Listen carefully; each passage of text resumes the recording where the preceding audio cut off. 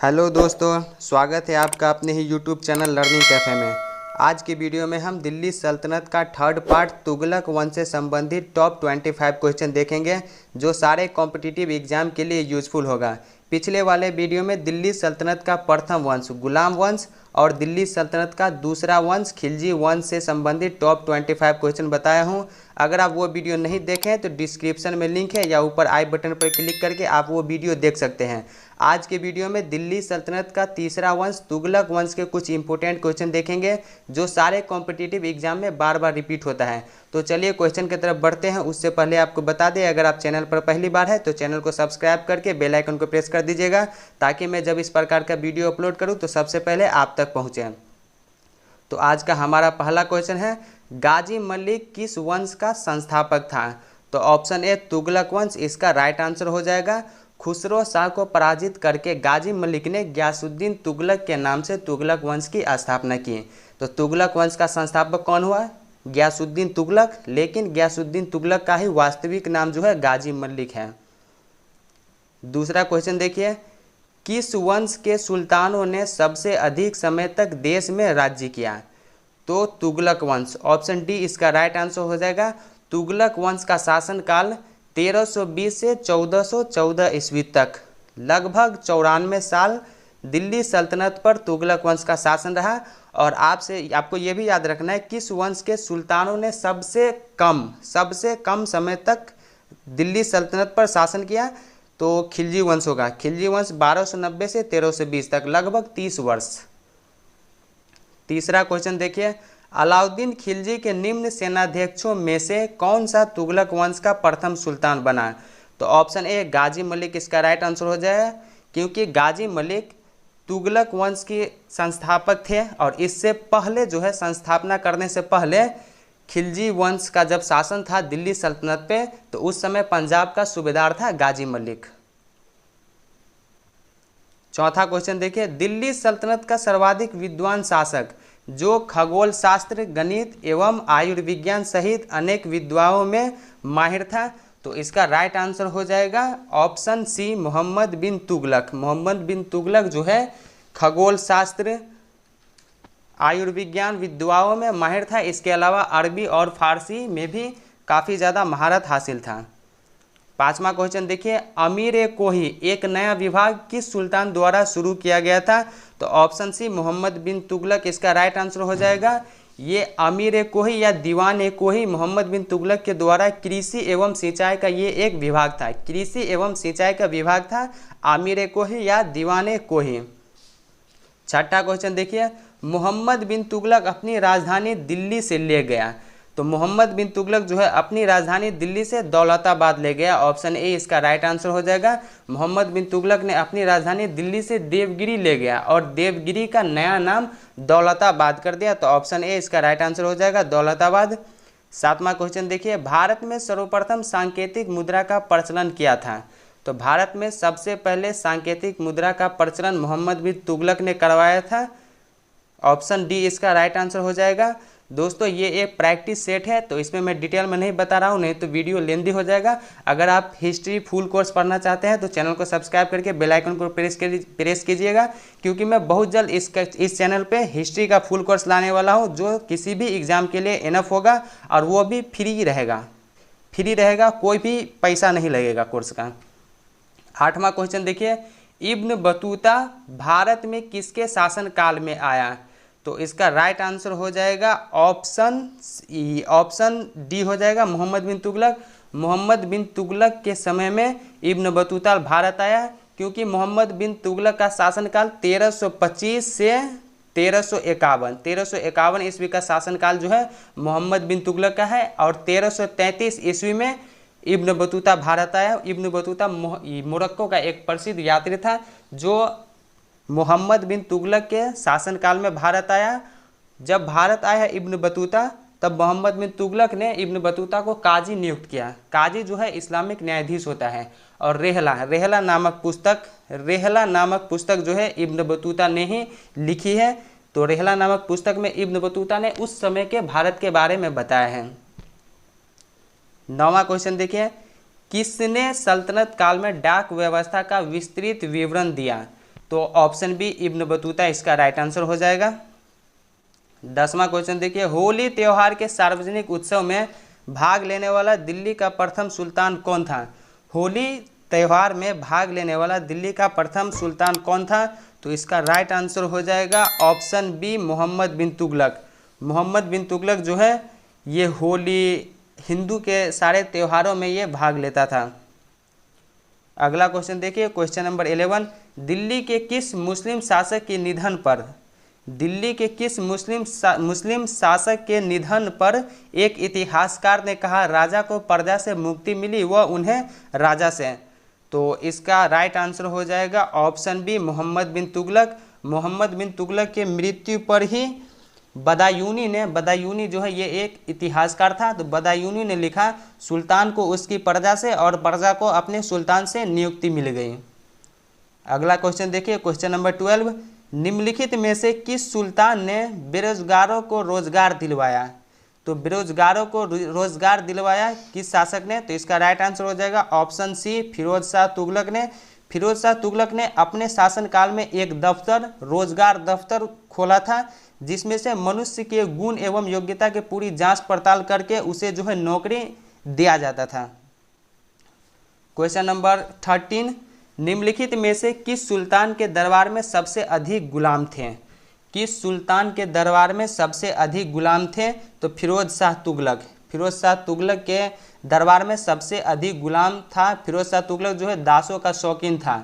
उसके दासों की संख्या जो है उसके शासनकाल में 1,80,000 लगभग 1,80,000 तक पहुंच गई थी। उनकी देखभाल के लिए एक अलग से एक विभाग बनाया था, दीवाने बंदगान नामक एक विभाग था जो दासों की देखभाल करता था। प्रत्येक दास को 10 से 100 टके के वेतन भी दिया जाता था और कभी कभी जागीरें भी मिलती थी। अगला क्वेश्चन देखिए, क्वेश्चन नंबर 14, दिल्ली का जो सुल्तान भारत में नहरों के सबसे बड़े जाल का निर्माण करने के लिए प्रसिद्ध है वह था?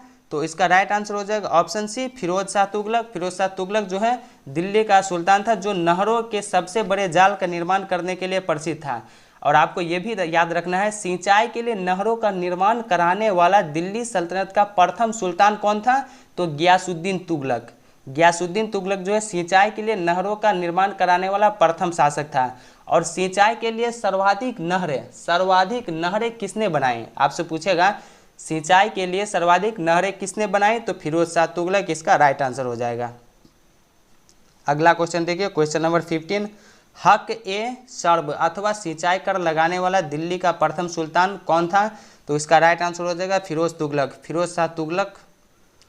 क्वेश्चन नंबर 16, दिल्ली के किस सुल्तान ने ब्राह्मणों पर भी जिजिया लगाया था? तो जिजिया जो होता है ये एक टैक्स होता है, तो इसका राइट आंसर हो जाएगा फिरोज शाह तुगलक। ऑप्शन बी, मोहम्मद बिन तुगलक जब भारत पर शासन किया तो उसने ब्राह्मण, विधवा और विकलांग को छोड़ के सब पे जिजिया टैक्स लगा दिया था। और जब फिरोज शाह तुगलक का शासन काल आया तो इन्होंने ब्राह्मणों पर भी जिजिया टैक्स लगा दिया। अगला क्वेश्चन देखिए, क्वेश्चन नंबर 17, निम्नलिखित में से किस सुल्तान ने फलों की गुणवत्ता सुधारने के लिए उपाय किए? तो इसका राइट आंसर हो जाएगा फिरोज शाह तुगलक। ऑप्शन बी फिरोज शाह तुगलक इसका राइट आंसर हो जाएगा। फिरोज शाह तुगलक ये बाग बगीचा का भी बहुत बड़ा शौकीन था। अगला क्वेश्चन देखिए, क्वेश्चन नंबर 18, टोपरा तथा मेरठ से 2 अशोक स्तंभ लेख दिल्ली कौन लाया? तो ऑप्शन बी फिरोज शाह तुगलक इसका राइट आंसर हो जाएगा। अशोक का टोपरा स्तंभ जो कि अंबाला से और मेरठ स्तंभ जो कि मेरठ से दिल्ली स्थानांतरित करवाया फिरोज शाह तुगलक ने। क्वेश्चन नंबर 19, राज्य के खर्च पर हज की व्यवस्था करने वाला पहला भारतीय शासक कौन था? तो ऑप्शन बी फिरोज शाह तुगलक इसका राइट आंसर हो जाएगा। राज्य के खर्च पर हज की व्यवस्था करने वाला पहला भारतीय शासक ऑप्शन बी फिरोज शाह तुगलक होगा। अगला क्वेश्चन देखिए, क्वेश्चन नंबर 20, फिरोज तुगलक द्वारा स्थापित दारुल सफ़ा क्या था? तो फिरोज शाह तुगलक ने 2 विभाग की स्थापना करवाया। एक विभाग दीवाने खैरात जो कि गरीबों में आर्थिक मदद के लिए था और दूसरा विभाग दारुल सफ़ा या दारुल शिफा था। ये मेडिकल फैसिलिटीज़ के लिए था, मेडिकल फैसिलिटीज़ के लिए था दारुल शिफा। एक खैराती अस्पताल था। ऑप्शन बी इसका राइट आंसर हो जाएगा। क्वेश्चन नंबर 21, दिल्ली सल्तनत के तुगलक राजवंश का अंतिम शासक निम्नलिखित में से कौन था? तो दिल्ली सल्तनत के तुगलक राजवंश का अंतिम शासक जो था नासिरुद्दीन महमूद। ऑप्शन बी नासिरुद्दीन महमूद था। नासिरुद्दीन महमूद को सिंहासन से हटाकर नए वंश सैयद वंश की स्थापना किया था खिज्र खान ने। तो इसके बाद अगला वीडियो में खिज्र खान यानी कि सैयद वंश से रिलेटेड भी कुछ इंपॉर्टेंट क्वेश्चन देखेंगे। तो उसके लिए आप चैनल को सब्सक्राइब कर लीजिएगा ताकि मैं जब सैयद वंश का इंपॉर्टेंट क्वेश्चन अपलोड करूं तो सबसे पहले आप तक पहुंचे। क्वेश्चन नंबर 21, तैमूर ने किसके शासनकाल में भारत पर आक्रमण किया? तो तैमूर ने नासिरुद्दीन महमूद का शासनकाल जो है 1394 से 1414 ईस्वी का शासनकाल है नासिरुद्दीन महमूद का। नासिरुद्दीन महमूद के शासनकाल में 1398 ईस्वी में तैमूर का आक्रमण हुआ। तैमूर जो है एक तुर्क आक्रमण था, तुर्क के समरकंद में रहता था ये। तो 1398 ईस्वी में आक्रमण हुआ। नासिरुद्दीन महमूद का ही एक मंत्री था खिज्र खान ने तैमूर की मदद की, तब जाके तैमूर ने आक्रमण किया और आक्रमण करके उत्तर भारत पर अधिकार कर लिया। लेकिन तैमूर को यहाँ पे शासन करना था नहीं, क्योंकि उसे समरकंद जाना था, अपने तुर्किस्तान में वहाँ पर शासन करना था। तो उत्तर भारत पर अधिकार करके उत्तर भारत का प्रधान बना दिया खिज्र खान का। लेकिन 1414 ईस्वी में नासिरुद्दीन को सिंहासन से हटाकर नए वंश की स्थापना किया खिज्र खान ने, सैयद वंश का। तो सैयद वंश नेक्स्ट वीडियो में हम पढ़ेंगे। अगला क्वेश्चन देखिए, क्वेश्चन नंबर 23, तैमूर लंग ने किस वर्ष भारत पर आक्रमण किया? तो अभी मैं आपको बताया 1398 ईस्वी में तैमूर लंग ने भारत पर आक्रमण किया। ऑप्शन बी इसका राइट आंसर हो जाएगा 1398। क्वेश्चन नंबर 24, मोहम्मद बिन तुगलक का वास्तविक नाम क्या था? तो मोहम्मद बिन तुगलक का वास्तविक नाम जो है जौना खान था। ऑप्शन बी इसका राइट आंसर हो जाएगा जौना खान। इतिहासकार एलिफेंस्टीन के अनुसार इसे दिल्ली सल्तनत का पागल सुल्तान कहा जाता है। यह दिल्ली सल्तनत का प्रथम सुल्तान था। मोहम्मद बिन तुगलक जो है दिल्ली सल्तनत का प्रथम सुल्तान था जो सती प्रथा पर प्रतिबंध लगाने का प्रयास किया। यह भी आपको याद रखना है क्योंकि आपसे ये पूछा हुआ क्वेश्चन है। अगला क्वेश्चन देखिए, क्वेश्चन नंबर 25, गियासुद्दीन तुगलक की मृत्यु कैसे हुई? तो गियासुद्दीन तुगलक की मृत्यु कैसे हुई? गियासुद्दीन तुगलक का शासनकाल है 1320 से 1325 ईस्वी। 1325 ईस्वी में बुगारा खान का विद्रोह हुआ। बुगारा खान जो है बंगाल का सूबेदार था। बुगारा खान ने विद्रोह कर दिया, खुद को स्वतंत्र घोषित कर दिया और दिल्ली सल्तनत से काम करने को मना कर दिया।